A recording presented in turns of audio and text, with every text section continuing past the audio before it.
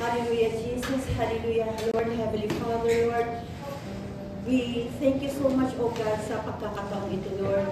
Thank you, O God, for your faithfulness, Lord, sa aming buhay. Father God, tinataas ko sa iyo, Panginoon, ang araw na ito. Dalangin ko po na narito kayo, Panginoon, sa aming kalagitnaan. Anoint me, Lord, at dalangin ko, Panginoon, ang salita mo lamang, Lord, ang ihahalag ko. Lord, thank you, O God, dahil alam ko, Lord, gagamitin mo ako today to glorify you. And this is your will, O Lord, to pray, to exalt your name on high, O God. Lord, sa iyo lamang ang papuri, Lord. Tinataas ko sa iyo, Panginoon, ng lahat, Panginoon, na makikinig, Panginoon. At dalangin ko, Panginoon, na hipuin mo sila, Panginoon, ng iyong banal na spirito. At sa iyo makatanggap din, Panginoon, ng kaligtasan at kapayapaan na nagmumula lamang sa iyo. Thank you, O Lord, and trust to you this, Lord. My exhortation for today, Lord, to glorify you, Lord, and give you honor, O God. In Jesus' name I pray. Amen. Good morning po, no? Actually po, hindi po talaga ako ang assigned today for the exhortation. And then last minute ko lang po ito nagawa kahapon kasi marami po akong topic pero parang hindi po ako talaga parang hindi ako satisfied. Sabi ko, may gusto pa akong ibang gawin, sabihin, no? So, I believe that God allowed this to happen. Last week, next week pa ako dapat, pero inalaw ni Lord na ngayon ako mag-exhort, no? So marami po sa atin, minsan po nakakaranas ng maraming problema, kabigatan sa buhay. Maaaring po ito yung financial, family problem, emotional problem, physical problem, no? So ang awit 27 po, or Psalm 27 po, ito po yung sinulat ni David nang siya ay tinutugis ni Haring Saul para patayin. So ang title ko po ay Ang Sigaw ng Puso, awit 27. Si David po ay naging tapat na sundalo ng Israel nung wala pong mangahas na pumarap sa Filisteyong si Goliath po. No? Siya po yung lumantad po siya, no? Hinarap niya po, hinamon niya si Goliath hanggang napatay niya po ito. No? So pagkatapos po ng pagkapatay niya kay Goliath, no? Nagsimula pong purihin siya ng mga tao nang higit pa ho kay Haring Saul. So si Haring Saul po, nagselos po sa kanya hanggang ginusto na siyang patayin ni Haring Saul. So maraming beses po na nagpadala si Haring Saul ng kanyang mga kawal upang tugisin si David. Ngunit lagi siyang nakakatakas, no? So patuloy siyang hinahabol ni Saul upang dapin. Kung ikaw po ang nasa katayuan ni David, no, isipin niyo po kung ano yung pakiramdam nyo, yung takot na nararamdaman nyo habang tinutugis kayo ng isang hari at ng kanyang mga kawal. Sa pagbabasa po natin ng Psalm 27 or awit 27, ito po ay nagpapahayag ng takot na emosyon. So kapag tayo po ay dumaranas ng matinding problema, madalas takot din po yung nangingibabaw sa atin. Psalm 27 verses 1 to 3. The Lord is my light and my salvation. I will fear no one. The Lord protects me from all danger. I will never be afraid. When evil people attack me and try to kill me, they stumble and fall. Even if a whole army surrounds me, I will not be afraid. Even if enemies attack me, I will still trust God. Dito po sa verses na ito, makikita po natin yung kalagayan ni David. Siya po ay umiiyak sa Diyos. Inilantad niya ang kanyang puso at kaluluwa sa Diyos. Ibinulgar niya po sa Diyos ang lahat ng kanyang takot. Para po siyang isang batang lalaki na nagsusumbong sa kanyang tatay. No? Para siya nagsusumbong siya sa ating ama. So, at kapag niyakap po ng ama ang kanyang anak, no, nararamdaman ng bata na siya po ay iniingatan at kinakalinga. Dahil kilala po ng anak ang kanyang ama.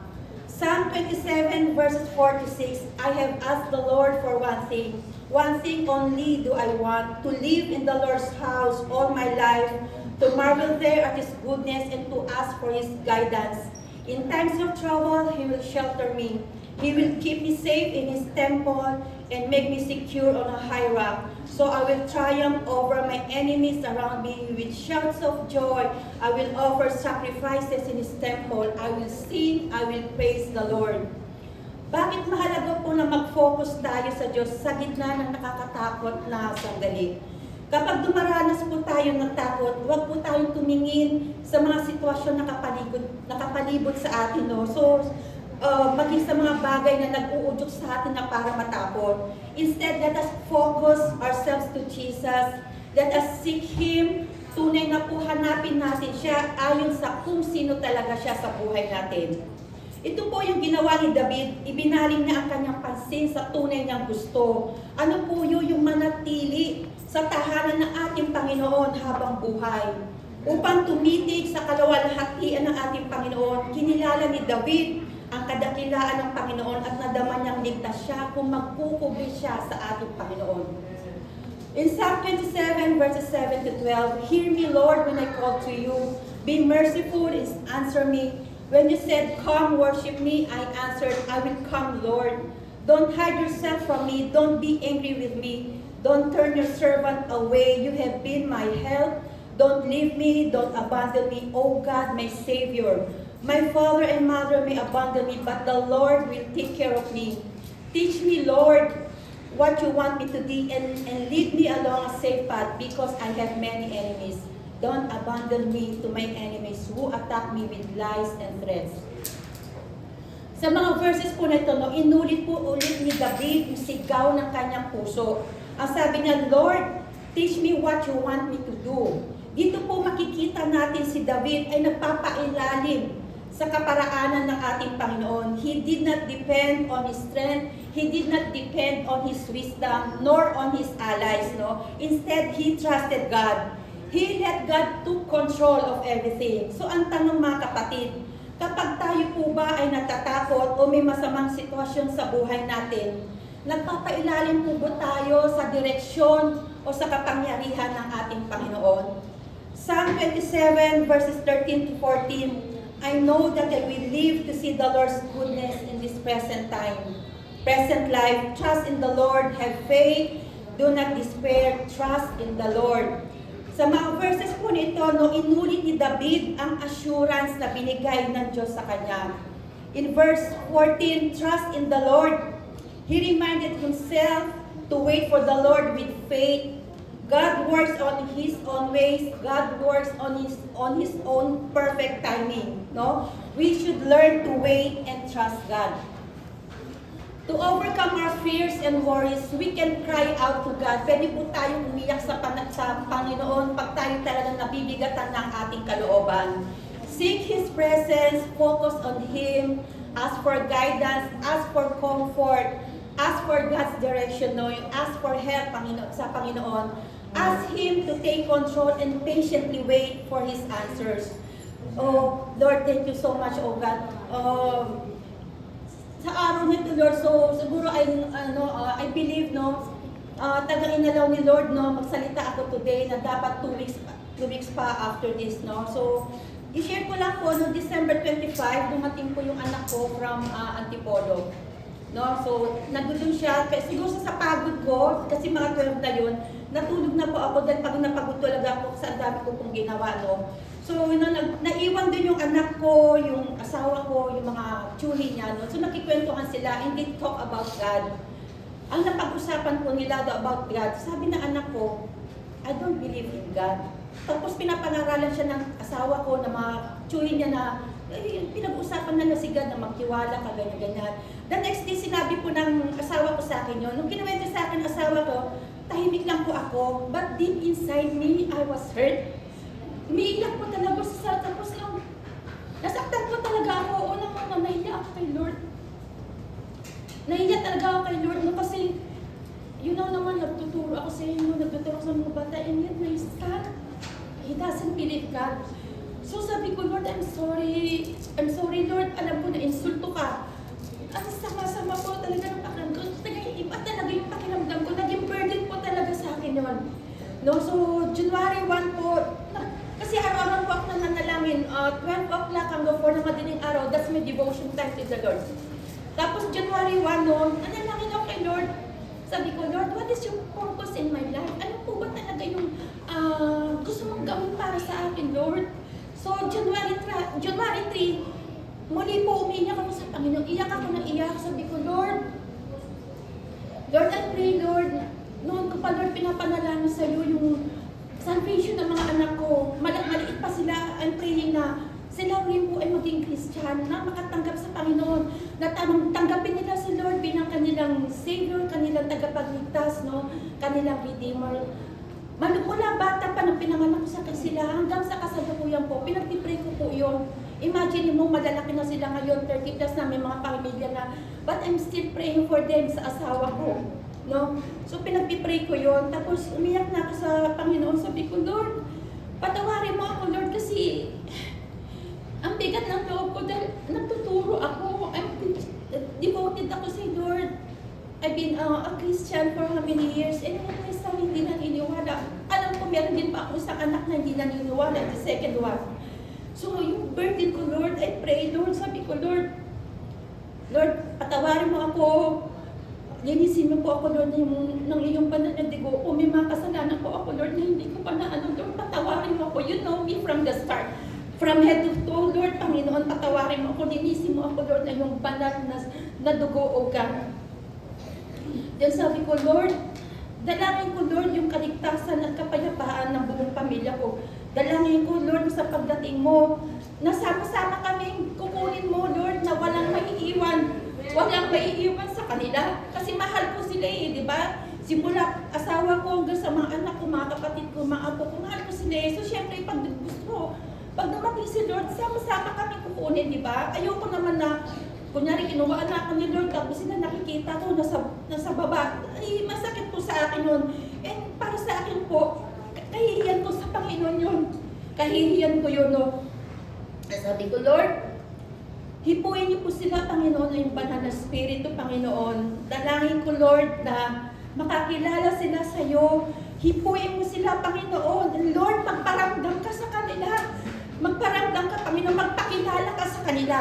No? So, wala pang 24 hours, January 4, no? Dumating ang asawa ko, 12:30. Then wala pa po mga 1:30, sabi niya, ayusin mo yung damit ko. Kasi ako po nagde-decorate ako ng cake. Ayusin mo yung damit ko. Sabi ko, sa sarili ko, bakit ayusin ko yung damit mo, yung short mo? Pagtingin ko sa kanya, hindi talaga siya masuot niya yung short niya kasi hawak-hawak niya po yung ilong niya. Dahil pag binitawan niya po yun, tatagos talaga yung dugo. So, continuous bleeding po siya, continuous bleeding. So, sa tataranta ko, hindi ako nakapagsuntay, dinampot ko ng bag ko. Hindi ko po alam kung magkano lang hindi ko nga alam kung may pamasahe kami pang taxi, no? So, doon kami sa may kanto ng Pinecrest, awa ng Diyos na nakakuha kami agad ng taxi, mabilis, wala traffic. Pagpunta po namin doon sa ER, may isa pang pasyente. Pero napaupo ako, iniisip ko, gagana kaya yung health card? Kasi dati po kasi ang health card namin is MaxiCare. Pero nagkaroon po ng problema ang MaxiCare sa mga hospital. Hindi na po nila tinatanggap. And good thing po, no, August pa lang, 2024, pinalitan po ng Soler yung health card namin, naging Value Care na. Pero sabi ko, Lord, I'm claiming for the provision. Kasi hindi ko talaga alam kung magkano yung dala ko. Pero nadala ko yung debit card ko. Sabi ko, Lord, I know you are my provider, Lord. Tapos, nung inaasikaso na yung asawa ko, 2 doktor, 2 nurse sa harapan. Ako po nasa likod na, nandito po kunyari yung asawa ko, no. Hawak-hawak ko po yung yelo, nilalagay po dito sa ulo niya, kasi nga, grabe po yung pagtagas ng dugo. Habang natataranta po yung mga doktor, no, yung nurse, habang hawak ko yung yelo, I was praying to God. Sabi ko, Lord, I'm praising you, Lord. I praise you, Lord, for your faithfulness. Hindi po muna sinabi sa Panginoon na pagalingin ang asawa ko. Ang una ko pong ginawa is nagpuri ako sa Panginoon. Sabi ko, Lord, I praise you for your faithfulness. I know you have a wonderful plan. Alam ko kung bakit nagyayari to. Lord, sabi ko, Lord, in sickness and in good health, I will praise you. In good times and bad times, I will praise you. I was praising the Lord habang hawak-hawak ko ng yelo. Tapos, siguro mga 2 o'clock in the morning, medyo nakaupo na yung asawa ko, wala yung mga nurse. Pinag-pray ko yung asawa ko. Habang nakaupo siya, nandito ako sa may ulo niya. Pinag-pray ko siya, Lord, sabi ko, Lord, thank you for your faithfulness. Alam ko, hindi mo kami papabayaan. And right now, I'm claiming the healing grace, Lord, na pagkakaloon mo sa asawa ko. And you will provide everything for us, Panginoon. Pinag-pray ko siya. So habang pinagpipray ko siya, gumagano siya sa akin kasi nakikita niya kung umiiyak ako habang nananalangin ako sa kanya. tinatapik niya akong ganyan, parang siguro sinasabi niya sa akin, okay na ako. So, sabi niya gano'n. So, mga 4 o'clock, nakaupo na siya sa kama. Ako nadudumpo, ako sa may dulo ng paanan niya. Tapos pagtanong ko sa kanya, sabi niya, Ma, mahal pa pala ako ni Lord, no? Kasi hindi niya pinalabas niya sa ilong yung dugo, hindi niya diniretso sa ulo ko. No, sinabi niya sa akin na mahal pala ako ni Lord, no, mahal pa pala ako. I was praising God, Lord, thank you, kasi nagparamdam ka sa Kanya, nagpakilala ka sa Kanya. Thank you, Lord, sabi ko, hindi ako ina-expect na sasabihin niya sa akin, mahal pa pala ako ng Diyos. So, it is a declaration na God is love, no, na talagang hindi siya nagpapabaya. And then, nung dumating po yung doktor na 10 o'clock to check yung nose, I praise God po kasi wala silang nakita na nerve na pumutok. Otherwise po, matatagalan po kami ooperahan siya para meron pong isasalpak na parang laser para isigurin sa mga nerves niya. So praise God na gumaling na siya, nawala na yung pagdurugo, no? So yung ano po, nung Sunday po, nung nagdito po tayo, nung nakita ko na, siguro kung nakita niyo ako nung Sunday yung praise and worship, I was really crying to God. Iyak ako ng iyak nung nakita niyo ako. Umiiyak po ako dahil hindi sa problema. Kasi umiiyak po ako dahil na-overwhelmed po ako sa ginawa ng Panginoon. Kung nakita niyo po, overwhelmed ko sa Lord, talaga nagre-rejoice yung puso ko. Thank you, Lord. Na-overwhelmed po ako sa ginawa ng Panginoon sa buhay ko. Kasi po, kung titignan niyo po yung timeline ng bilis. January 3, January 4, nakita mo yung timeline. So sabi ko, Lord, I praise you. I praise God, Lord, because He honored my prayers. No? He honored my prayers at nakita po ng Lord yung puso ko. Nakita niya yung pag-surrender ko sa Kanya, yung pag-iyak ko sa Kanya, katulad po ni David na umiyak sa Panginoon. No? So mga kapatid po, sa aking pagtatapos po, kung sino po sa inyo yung dumaranas din na napakabigat na pagsubok, no? Lumapit po tayo sa Diyos at umiyak po tayo sa Kanya kung kailangan po natin umiyak sa panalangin. No? God hears our prayers po. He loves us and He cares for us. In James 5:16 po ang sabi dito, no? So then, confess your sins to one another so that you will be healed. The prayer of a righteous person is powerful po. God has a perfect plan for our lives and no enemy will stand in God's way. Hallelujah. Ay, badali po, may nakalimutan po pala ako, nabasa ko po to. Do ito po nung Sunday po yung, di ba nag-church, no? Monday po ng 1 o'clock to 4 o'clock, devotion time po. Then pagdating ng 4 o'clock, sabi ko, Lord, antok na po ako, Lord. Sabi ko, antok na po ako. Habang umaakyat po ako dyan sa third floor sa room namin, bawat step po, thank you. Nagpipraise talaga ako. Sabi ko, thank you, Lord. Kahit pag napagod na ako, ito pa rin ang kalakasan. Nagpipray po ako habang bawat step ng hagdanan. Paghiga ko po sa kama, wala po pong 5 minutes. Pag sarado po ng mata ko, I saw 2 demons po, 2 demonyo po yung nakita ko.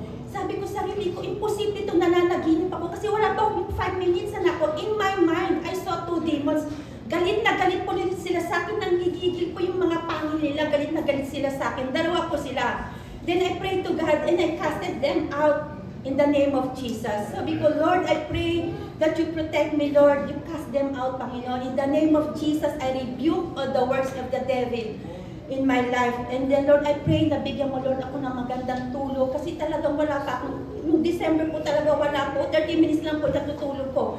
So sabi ko, Lord, bigyan mo po ako ng tulog, yung mahimbing na tulog. Nag-pray po ako. Kasi po noong linggo na nag-usap kami ni Ate Nelia, sabi ni Ate Nelia, ang ganda ng testimony mo, pwede mo sabihin yan. Sabi ko nga, yes, Ate Nelia, sabi ko, i-ano ko to. So nakita ko dito, na may talagang gagawin talaga yung gagawin talaga yung kalaban para mahinder po yung pagtayo ko ngayon sa harapan nyo. Actually po, nung habang naglalakad ako, I was praying to God, Lord, help me, Lord, na bigyan mo po ako na walang mangyayari masama. So I can exalt your name, ihayag po yung kabutihan mo sa So, yun po talagang God is so loving, at talaga siya daw iingatan na po tayo. At mahalaga po talaga ang panalangin sa ating buhay, no?